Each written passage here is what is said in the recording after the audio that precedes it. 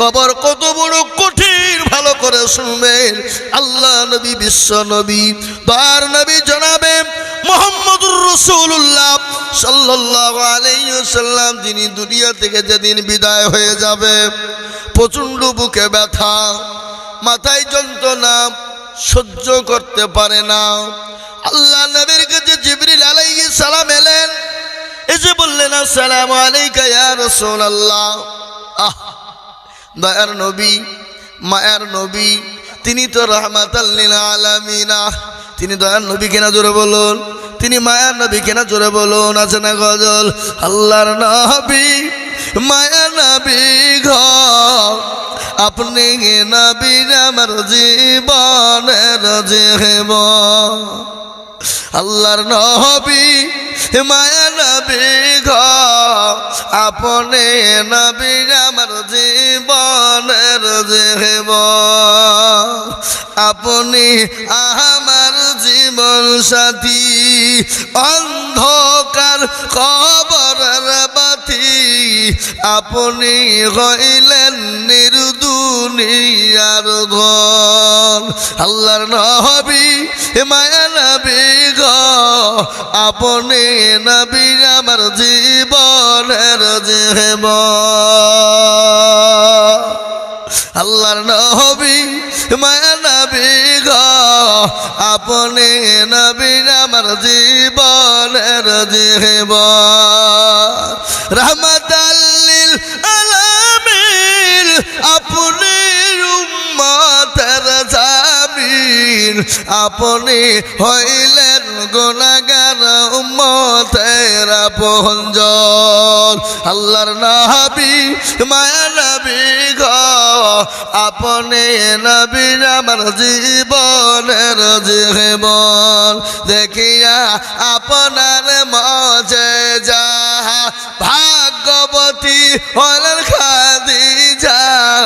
দেখিয়া আপনার মুজিজা, ভাগ্যবতী হলেন খাদিজা।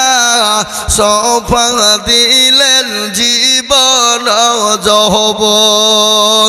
আল্লাহর নবী মায়া নবী গো, আপনি আমার জীবনের জীবন। মাল দৌলত ছিল আপনার চরণে সোফা দিল, দৌলত ছিল আপনার চরণে সোফা দিল, আপনাকে বানাইল আপনজন। আল্লাহর নবী মায়া নবী গো, আপনি নবী আমার জীবনের জীবন। হে মুসলমান দরদি, বিশ্ব নবী দয়ার নবী মায়া নবী যেদিন দুনিয়া থেকে বিদায় হয়ে যাবে, প্রচন্ড মাথায় যন্ত্রণা, বুকে বড় ব্যথা। জিবরিল আলাইহিস সালাম এলেন, এসে বললেন নবী গো, আপনি কেমন আছেন? বলে আমি ভালো নাই। বলে ইয়া রাসূলুল্লাহ, আপনার কাছে একজন নতুন ফেরেশতা এনেছি, যে ফেরেশতা জীবনেও কোনোদিন কারো কাছে অনুমতি নেয় না। নবী গো, আপনি যদি অনুমতি দেন, আমি আপনাকে ওই ফেরেশতা আপনার কাছে পৌঁছাবো। নবী বললেন, জিবরাইল রে, আমি যদি তাকে অনুমতি না দিই তুমি কি করবা? বলে ইয়া রাসূলুল্লাহ, আপনি যদি অনুমতি না দেন, আমি নবী আমি সঙ্গে সঙ্গে আল্লাহ দরবারে চলে যাব। এ মুসলমান কান করে শুনবেন, বিশ্ব নবী বলেন, ও জিবরাইল, না আমি তাকে অনুমতি দিলাম, আসতে কও। তিনি আল্লাহ নবীকে আল্লাহ নবী বললেন, অনুমতি দিলেন। বিশ্ব নবী দয়ার নবী রাহমাতাল লিল আলামিনের কাছে তিনি এলেন, নবীকে বললেন, আসসালামু আলাইকা ইয়া রাসূলুল্লাহ। নবী গো, আপনি কেমন আছেন? বলে ইয়া জিবরাইল, আমি নবী তো খুব ভালো নাই। বলে ইয়া রাসূলুল্লাহ, আমি আপনার কাছে এসেছি, আপনি যদি অনুমতি দেন আপনার জানটা কবজ করব। আজরাইল জীবনও কোনোদিন কারো কাছে অনুমতি নেয়নি, এবং কিয়ামত পর্যন্ত কোনোদিন কারো কাছে অনুমতি নেবে না। নেবে না কি জোরে বলুন? আজরাইল, আল্লাহ পৃথিবীর সমস্ত মানুষকে তিনি হুকুম দিবে জান কবজ করো। শেষমেশ আজরাইল নিজের জান নিজে কবজ করবে। আল্লাহ বলবে পৃথিবীতে আর কোনো জান আছে তো বলে না, তাহলে তোমার জানটা তুমি কবজ করবা। সেই দিন আজরাইল আলাইহিস সালাম আল্লাহর কাছে কান্না করবে, আল্লাহ আমি পৃথিবীর সমস্ত মানুষের জান কবজ করেছিলাম, আমি আজ নিজের জান নিজে কি করে কবজ করব? সেই দিন বড় মর্মান্তিক ঘটনা হবে, আমি আপনাদেরকে শোনাবো। হে মুসলমান, বিশ্ব নবী বললেন, ও আজরাইল তুমি আমার জানটা কবজ করো। বিশ্ব নবীর বুকে হাত দেওয়া হলো। আল্লাহ নবীর বুকে যখন হাতটা দিয়েছে, আজরাইল আলাইহিস সালামকে নবী বললেন, আজরাইল রে তুমি আমার বুকে যখন হাতটা দিলে, মনে হলো উহুদ পাহাড়টা আমি নবী আমার বুকের ওপর বসে গেল। ও আজরাইল, আমার উম্মতি যখন মারা যাবে, বলো তাদের কি কষ্ট হবে? নবী বলে, আজরাইল বলে, নবী গো তাদের তো কষ্ট হবে না। কিরকম হবে তাদের মৃত্যু জানেন? যারা নামাজি হবে, দিনদারানি হবে, কোরআনওয়ালা হবে, আল্লাহওয়ালা হবে, পাঁচ নামাজ পড়নেওয়ালা হবে, আল্লাহর হুকুমকে পালন করবে।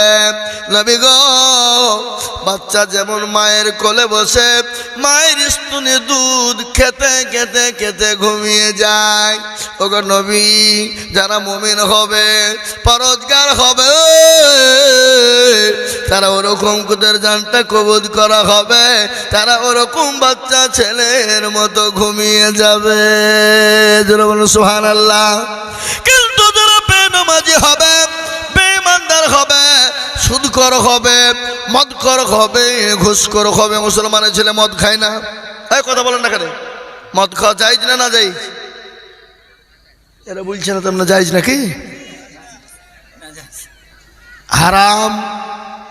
মদ খাওয়া মানে শুয়োরের রক্ত খাওয়া ভালো, কথা কর না কেন? শুয়োরের রক্ত খাওয়া ভালো। যারা সুদ খায়, সুদ তো খেলো না, সুদের গুনাহ বড় গুনাহ কি জানেন? মায়ের সঙ্গে ব্যভিচার করলে যে গুনাহ হয়, সুদের নিম্ন গুনাহ হলো সেই গুনাহ।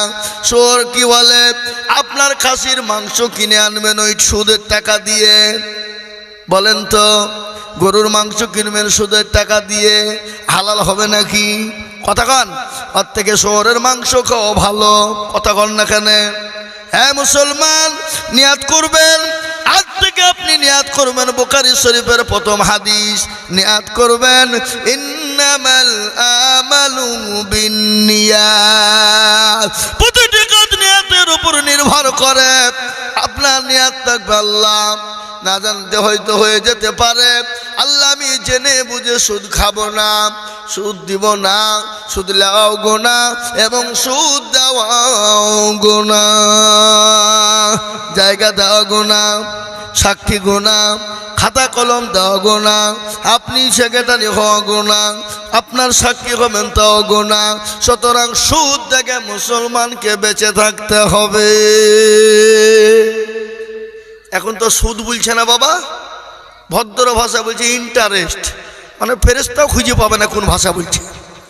হ্যাঁ, ঘুষ, এখন তো ঘুষ লাই, বকশিস, হাদিয়া, কত রকমের কায়দা হয়ে গেছে। দেখেন সুদটাকে এখন, ঘুষটাকে এখন বকশিস বলে দিয়েছে, বকশিস আর হাদিয়া, মানে যে ফেরেশতা খুঁজে পাবে না কি ভাষা, কি বলে বলে না? হ্যাঁ মুসলমান, দিনদার ইমানদার কান করে শুনবেন। আল্লাহ নবী দয়াল নবী দুনিয়া থেকে বিদায় হয়ে গেলেন। বিশ্ব নবী যেদিন দুনিয়া থেকে চলে যাবেন, তিনি তো তিনার লাতি পুতিদের কথা বলেছেন নাকি? বলেছেন? বলেননি। তিনার চারজন কলিজার টুকরা মেয়েদের কথা বলেনি। তিনি কোনো সাহাবাদের কথা বললেন না। তিনি বারংবার বললেন নামাজ, আইমা মালাকাত আইমানুকুম সালাত, ও আমার উম্মতেরা সালাত, ও আমার উম্মতেরা নামাজ। সেই নামাজ মুসলমান পড়ে না, সেই মুসলমান নামাজ আদায় করে না। এই মুসলমান গো, কেন নামাজ পড়বা না? আল্লাহর সঙ্গে কেন গাদ্দারি করবা? আল্লাহর সঙ্গে কেন নিমুখারামি করবা? তুমি কি মরবা না? মরণ কি হবে না? মরণ কি তোমার হবে না? আল্লাহর কোরআন বললেন ইজাজালুহা, যার যখন নির্ধারিত টাইম হবে, নির্ধারিত টাইম অনুসারে চলে যাবে। ঠিক না? ঠিক জোরে বলুন, যাবে কিনা? নির্ধারিত টাইম অনুসারে চলে যাবে বাবা। ও তরুণেরা, আমি আপনাদেরকে বলবো, ও মুসলমান, নামাজ ছাড়া কোনো গতি নাই, সালাত ছাড়া কোনো গতি নাই। আপনি যতদিন দুনিয়ায় বেঁচে থাকবেন, চোখের পাতা যতক্ষণ পর্যন্ত বন্ধ না হবে, ততক্ষণ পর্যন্ত আপনার জন্য আপনার জন্য সালাত বন্ধ হবে না। ভালো করে শুনবেন, বিশ্বনবী জনাবে মুহাম্মদুর রাসূলুল্লাহ সাল্লাল্লাহু আলাইহি ওয়াসাল্লামের সাহাবারা, তাদের জীবনে নামাজ কোনোদিন কাজা ছিল না। একজন সাহাবা আব্দুল্লাহ, তিনি বড় গরিব মানুষ, অতি গরিব। তিনি প্রতিদিন মসজিদে নববীতে নামাজ সালাত আদায় করতেন, নবীজির পিছনে জামাতে সালাত আদায় করতেন। প্রতিদিন সালাত আদায় করে সঙ্গে সঙ্গে বেরিয়ে যেতেন। সাহাবারা বললেন, নবী গো, আপনার অমুক সাহাবা, সে আপনার কোরআনের মজলিসে বসতে চাই না গো নবী, সে কি মুশরিক হয়ে গেল? নবী বলেন, না, খবরদার খবরদার, কাউকে না জেনে না বুঝে মুশরিক বলবে না, খবরদার না জেনে বলবে না। ফজরের আজান হয়ে গেল, হযরতে বিলাল আজান দিয়ে দিলেন, আসসালাতু খায়রুম মিনান নাওম। এর মানে কি? এর মানে হলো, তোমাদের ঘুমের থেকে সালাত হলো উত্তম, তোমাদের ঘুমের থেকে নামাজ হলো উত্তম। সুতরাং তোমরা ঘুমায়ও না, তোমরা নামাজের জন্য সালাতের জন্য আগিয়ে যাও। কেমন করে ঘুমাও তুমি? ফজর করে কাজা, এমনও তো হতে পারে জোহরে জানাজা। হতে পারে না? জোরে বলুন, কেমন করে ঘুমাও তুমি? ফজর করে কাজা, এমনও তো হতে পারে জোহরে জানাজা। মুসলিম হয় না জন্ম নিলে মুসলমানের ঘরে, মুসলিম হয় না জন্ম নিলে মুসলমানের ঘরে। কাফের মুমিন পার্থক্য হয় সালাতের উপরে, ও কাফের মুমিন পার্থক্য হয় নামাজের উপরে। বেনামাজির হবে সাজা কবরের মাটিতে, হবে না? হবে না বলুন? বেনামাজির কবরে মাজা হবে না? হবে না? কবর বড় কঠিন শুনেলেন।